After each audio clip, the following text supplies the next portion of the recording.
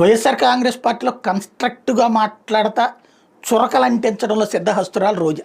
అందుకనే ఆవిడ మాట చాలామందికి జగన్ ప్రత్యర్థులకి వైసీపీ ప్రత్యర్థులకి కడుపులో రగిలిపోతుంది. రోజా పువ్వుకి పక్కన ఉన్నటువంటి ముళ్ళు ఎలా ఉంటుందో అట్లాగా వాళ్ళకి గుచ్చుకుంటుంది. అందుకనినే ఆవిడ మాటలకి కౌంటర్ వేయడం మానేసి ఆవిడ్ని ఒక మహిళగా తిట్టడం బిగించేస్తారు, దూషిస్తారు, లెగ్గులని ముద్రలేస్తారు. అదే సందర్భంలో ఆమె సాధించిన గోల్డెన్ పీరియడ్ని పక్కన పెట్టేస్తారు.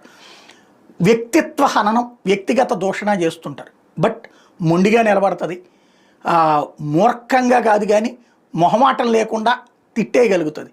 ఆ తిట్లలో కొన్ని తప్పులు ఉన్నప్పుడు తప్పును తప్పుగానే అనుకోవాలి. అయితే ఇప్పుడు తాజాగా కన్స్ట్రక్టివ్ పాయింట్తో మాట్లాడుకొచ్చింది. ఏదైతే ఆమె మీద పెట్టబడినటువంటి కేసులు పెడతామంటున్నారో, ఆడుదాం ఆంధ్ర లాంటి దాంట్లో బ్యాట్కి ఎక్కువ కొన్నారు, బంతికి ఎక్కువ